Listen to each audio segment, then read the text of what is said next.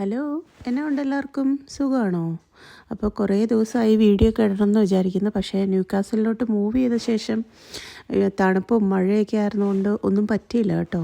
ഇപ്പോൾ ഓസ്ട്രേലിയയിലെ വിൻ്ററിൻ്റെ ടൈമാണേ.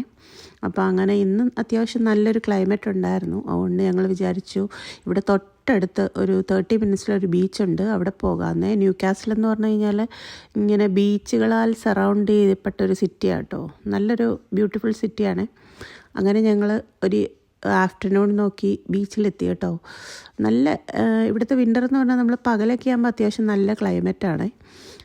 തണുപ്പൊക്കെ വളരെ കുറവ്, നല്ല പ്ലസൻ്റ് ആയിട്ടുള്ള ക്ലൈമറ്റായിരുന്നു. അങ്ങനെ ഞങ്ങൾ അവിടെയുള്ള ബീച്ചിലെത്തി കുറച്ച് നേരമൊക്കെ എൻജോയ് ചെയ്തു. ബീച്ചിലൊന്ന് ഇറങ്ങി, അതിൻ്റെ വെള്ളം അത്യാവശ്യം ഭയങ്കര തണുപ്പായിരുന്നു. പക്ഷെ ഞാനും ലിയാമ്മയും കുറച്ച് നേരം ഇറങ്ങി എൻജോയ് ചെയ്തു. എനിവേ അവൻ ഹാപ്പിയായി, കാരണം വന്നിട്ടെങ്ങും പോകാഞ്ഞതിൻ്റെ ഒരു സങ്കടമൊക്കെ അവനുണ്ടായിരുന്നു.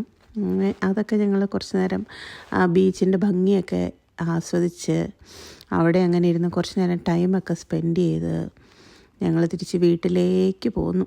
അപ്പോൾ ഇത്രയേ ഉള്ളൂ ഇന്നത്തെ വിശേഷം. Tata, bye bye.